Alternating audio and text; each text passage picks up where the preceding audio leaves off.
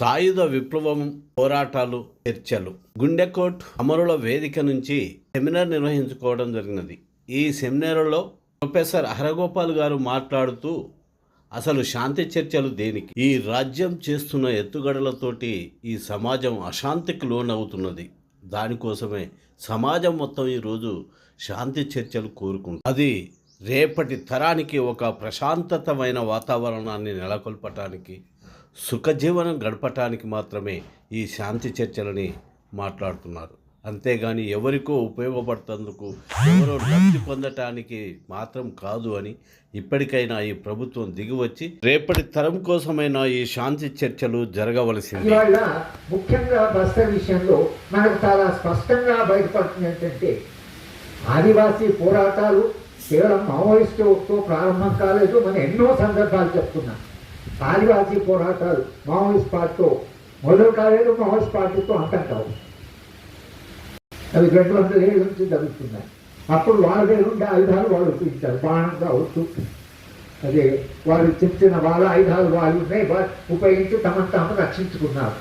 మా అడవిలోకి రావడానికి వీలు లేదని వాళ్ళు నిరంతరంగా చెప్తున్నారు. ఈ అడవి మాది, ఈ అడవి మాది అని వాళ్ళు అంటున్నారు. రాజ్యాంగ సభలో కూడా జయపాల్ సింగ్ ఈ మాట అన్నారు. మీరందరూ బయట వాళ్ళు, మీరు వేరే ప్రాంతాల నుంచి వచ్చారు, మేము మాత్రమే ఆదివాసీలో. ఇవాళ మీరు రాజ్యాంగం రాసుకుంటున్నారు, మా రక్షణ ఏమిటి అని ఒక ప్రశ్న అడిగితేనే నెహ్రూ వారి రెజల్యూషన్ మీద డిబేట్ జరిగి అది అంతిమంగా షెడ్యూల్ 5 వచ్చింది. షెడ్యూల్ 5లో మనం ఏం వాగ్దానం చేశాము ఆదివాసీలకి? రాజ్యాంగంలో మీరు చేసిన వాగ్దానం ఏమిటి? మీ ప్రాంతానికి మేము గతంలో వచ్చినప్పుడు మీరు పోరాటం చేశారు, స్వాతంత్రం వచ్చినప్పుడు కూడా పోరాటాలు చేశారు. ఇవాళ మీకు సంపూర్ణ రక్షణ కలిగిస్తున్నాము మీ ప్రాంతానికి రావడానికి. కానీ రాజ్యం మీ ప్రాంతం మీ అనుమతి లేకుండా మేము అడవిలోకి రామని రాసుకున్నారు కదా. రాసుకున్న తర్వాత అదే చట్టాన్ని ఇంకా దాన్ని బలపరచాలని, దాన్ని ఇంకా మెరుగుపరచాలని తర్వాత మరి చట్టాలు వచ్చాయి కదా. ఎస్సీ అట్రాసిటీ యాక్ట్ వచ్చింది, తర్వాత ఫారెస్ట్ రైట్స్ యాక్ట్ వచ్చింది, పీసా వచ్చింది. మరి ఇవన్నీ చట్టాలు దేని కొరకు వచ్చినట్లు? ఈ చట్టాలన్నీ కూడా ఆదివాసీ ప్రాంతానికి వెళ్ళడానికి రాజ్యానికి ఆదివాసుల అనుమతి కావాలి. అది మనం అంగీకరించాం. ఇవాళ అక్కడ ఆదివాసీలు పోరాటం ఎందుకుంది? ఆదివాసుల పోరాటాలు మీరు అక్కడ వెళ్తున్నారు కాబట్టి పోరాటం. ఆయుధాలను ఉపయోగించినప్పుడు మీరు చట్టబద్ధంగా ఉపయోగించకపోతే సమాజానికి గ్యారెంటీ. సమాజం ఆలోచించాలి. భారత సమాజం వాళ్ళు ఆలోచించవలసింది. బస్తర్లో ఏం జరుగుతున్నారు, బస్తర్లో జరుగుతున్నది మీరు ఎందుకు ఆందోళన పడాలంటే అది అక్కడ ఆగదు అనేది మాకు అర్థం కావాలి. వేరే దేశాల్లో జరిగింది ఏమిటది? ఒక్కసారి రాజ్యానికి మనము హద్దులు దాటి ప్రవర్తించేటువంటి ఒక అధికారాన్ని లేదా మన సమ్మతిని తెలిపితే, సమ్మతి అంటే మాట్లాడకుండా ఏదో జరుగుతున్నట్టు జరగదు, మనకేం తెలుసు, మనకేం సంబంధం అని అనుకునే వాళ్ళు ఉంటారు సమాజంలో. కానీ నీకు మనకేం సంబంధం అంటే మన దాకా వస్తుందని అనేది పౌరాత్వ సంఘాలు, ప్రజా సంఘాలు నిరంతరంగా చెప్తున్నాయి. మీరు చాలా జాగ్రత్తగా ఉండాలి, మీరు చాలా విజిలెంట్గా ఉండాలి, మీరు రాజ్యం పట్ల చాలా జాగ్రత్తగా ఉండాలి. రాజ్యము తన అధికారం యొక్క హద్దులను దాటినప్పుడు మీరు దాని గురించి మాట్లాడాలి, దాని గురించి నిరంతరంగా అడగాలి. అట్లా మారినప్పుడు అది మారకుండా చేసే ఉద్యమాలు ఉండాలి. అది లేకపోతే రేపు భారత సమాజం యొక్క భవిష్యత్ ఏమిటనే ఆందోళన మనందరికీ ఎదురు కూర్చున్నవాళ్ళు. అది శాంతి చర్చలు జరుపుతున్న సందర్భంలో కూడా బాబునాయతో ఒక్కొక్కరు మాట్లాడటం సమస్యలు అని చెప్తామన్న సందర్భంలో కూడా ఉపయోగించారంటే ఇక ఏ హద్దులు ఏ నియమాలు లేనట్లే కదా. మీరు శాంతి మీరు రాంటెస్లో ఆయుధాల సమస్యనే కదా మాట్లాడుతున్నాం. కానీ మీ సమస్య ఏంటో మా సమస్య మేము చెప్తాం. ఇవాళ సమస్య ఏమిటంటే ఒకవేళ అక్కడంతా మొత్తంగా ఈ విప్లవ పార్టీని మీరు ఖాళీ చేస్తాం. రేపు పోయి రెఫ్రెష్గా మీరు వెళ్ళి కార్పొరేట్లు అక్కడ ఒకవేళ ఖంజాన్ని తవ్వడం మొదలుపెట్టి వాళ్ళు నిర్వాసితులై వాళ్ళ అకౌంట్లో కొట్టి మీరు అది పంపిస్తే వాళ్ళ బ్రతికేమిటి, వాళ్ళ భవిష్యత్ ఏమిటి? అడవిలో ఇంతకాలం నమ్ముకున్న వాళ్ళ ఆ అమాయకుల యొక్క అసలు వాళ్ళ యొక్క జీవన పరిస్థితి ఏమిటి అనే ప్రశ్నలు వాళ్ళు మనం ఇంటికి ఇవాళ గడ్చిరోలులో 1,50,000 చెట్టు కొట్టడానికి ఎన్విరాన్మెంట్ మినిస్ట్రీ అప్రూవల్ ఇచ్చారు. అది ఉన్నది ఎన్విరాన్మెంట్ కాపాడడానికి, మినిస్టర్ ఆఫ్ ఎన్విరాన్మెంట్ అంటే ఎన్విరాన్మెంట్ కాపాడడానికి, చెట్లను కాపాడడానికి, వాతావరణాన్ని కాపాడడానికి. మీరు 1,00,000 చెట్లకి పర్మిషన్ ఎట్లా ఇచ్చారు? అక్కడ 1,00,000 చెట్లు అయితే ఇప్పుడు బస్తర్లో 2,00,000 చెట్లు మరి పెడతారు. ఎక్కడ పెడతారు? 1,00,000 చెట్లు అడవినే తీసేసి 1,00,000 చెట్లు పెడితే ఎక్కడ ఉంది స్థలం? ఎక్కడ పెడతారు? ఎన్నడూ వేరు కదా అంత చెట్లు. ఎంతకాలం ఆ లోపల 1.6 దాటి ఒకవేళ గ్లేషియర్స్ ఇదైతే రేపు మనుషులు విధాలు కాకుండా వాతావరణమే చనిపోవచ్చు.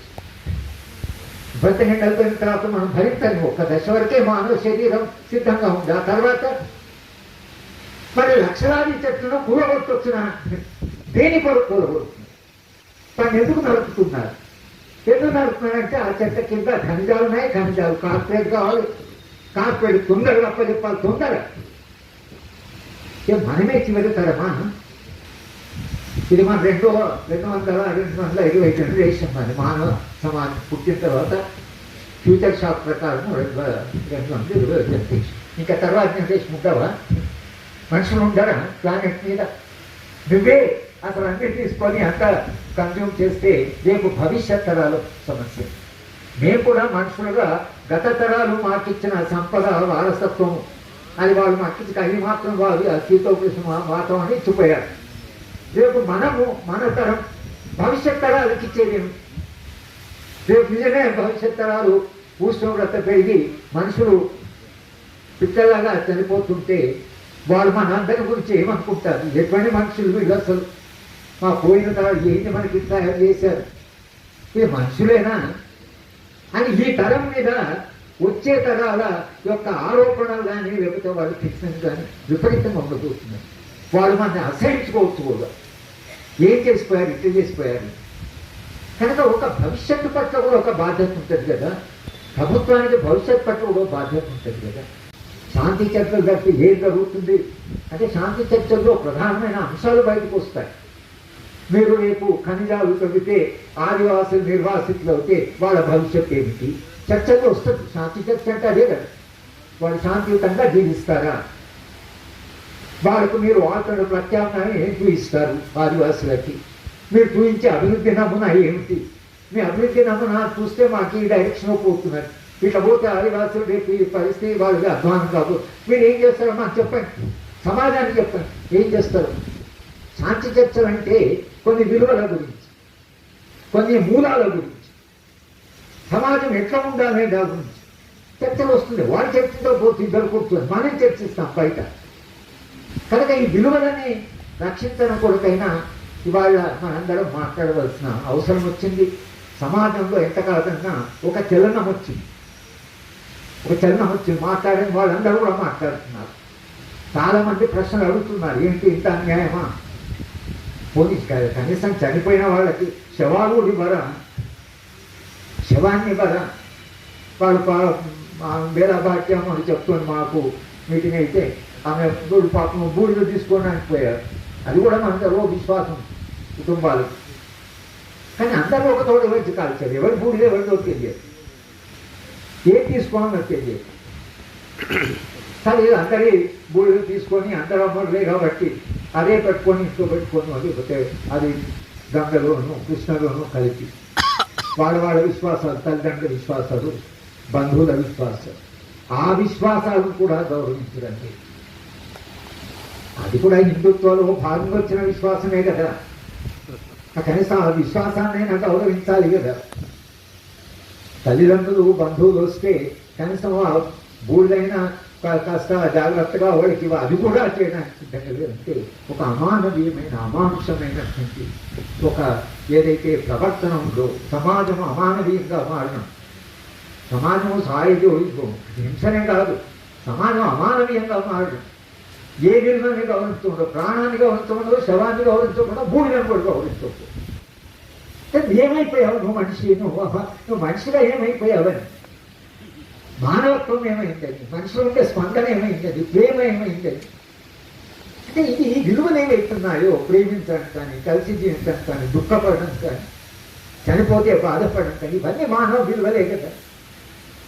వాళ్ళు కూడా మనుషులే కదా, వారికి కూడా అదే పాపము శవాన్ని ఇవ్వకపోతే తల్లిదండ్రులు బంధువులు వచ్చారు కదా, శవాన్ని ఇవ్వాలి అని మీకు అనిపించలేదు. కొన్ని శవాన్ని కాల్చిన తర్వాత బూడిద కావాలని పోతే ఆ బూడిదకి అంటే ఏమయ్యాక మానవత్వము మానవీయత, అయ్యో వీళ్ళందరూ వచ్చారు కదా అనే స్పందన కోల్పోయినటువంటి ఒక రాజ్య వ్యవస్థ ఏదైతుందో, ఇంత అమానవీయంగా ఇంత అమానుషంగా రాజ్యం మారుతుంటే మనందరూ ఏం చేయాలి అనేటువంటి ఒక పెద్ద ప్రశ్న, ఒక పెద్ద సవాలు ఇవాళ చరిత్ర మన ముందుకు పెట్టింది. అది మన తరానికి రావడం, అది మన విషాదము, అది మన తరం ఎదుర్కొంటాం. ముఖ్యంగా మీ తరం మాకంటే చిన్న వయసులో ఉన్న వాళ్ళు ఎదుర్కొన్న సమస్య ఏదైతుందో అది మన జీవితంలో ఎంత పెద్ద విషాదం. పోరాటాలు జరుగుతున్నప్పుడేమో చాలా స్ఫూర్తిగా ఉన్నాయి, కానీ పోరాటాలు ఇలా వచ్చే రాజ్యము ఇట్లా చేస్తుంటే ఆ రాజ్యానికి ఏమాత్రం విలువలు లేకుండా పోతే ఇటువంటి అమానవీయమైన రాజ్యాన్ని ఎట్లా మనం ఎదుర్కొంటాం అనేటువంటి ప్రశ్న ఏదైతుందో యువతరానికి, ముఖ్యంగా విద్యార్థులకి, యువకులకి ఇది మరింత పెద్ద ప్రశ్న. ఎందుకంటే వాళ్ళ తరము ఎదుర్కొనే ప్రశ్నలు మరింత కఠినమైన ప్రశ్నలు. కనుకనే ఇవాళ ఈ చర్చ జరగడం అవసరం. ఎప్పటికైనా రాజ్యానికి మనం చెప్తున్నట్టే శాంతి చర్చలు జరపండి, ఇంత నష్టం జరిగినా జరపండి. శాంతి చర్చలు ఏం ప్రశ్నలు వస్తాయి వినండి, మీ విధానాలను ఆలోచించండి, భవిష్యత్తు ఏం జరుగుతుందో మీరు చెప్పండి. మేము చెప్తున్నాం భవిష్యత్తు అలా దుర్మార్గంగా మారుతుంది, చాలా సంక్షోభంలో పడిపోతుంది అని మేము చెప్తున్నాం. మాకుండే అవగాహన మీరు చెప్పండి. మీరు ఎటువంటి సమాజం నిర్మాణం చేస్తారు, మీ సమాజంలో మనిషి ఎట్లా ఉంటాడు, మీ సమాజంలో మానవ సంబంధాలు ఏమిటి, మీ సమాజంలో ఆదివాసీ ఎట్లా ఉంటారు, మీ సమాజంలో అడవి ఉంటుంది, మీ సమాజంలో ఉష్ణోగ్రత పెరుగుతుంది అని మేము చెప్తున్నాం. మీరు చెప్పండి, మీ అభివృద్ధి వలన ఏమి లాభాలు జరుగుతాయో, మనిషి భవిష్యత్తు ఏమిటో మీరు చెప్పండి. ఇది చర్చ. శాంతి చర్చ అంటే ఇదే కదా.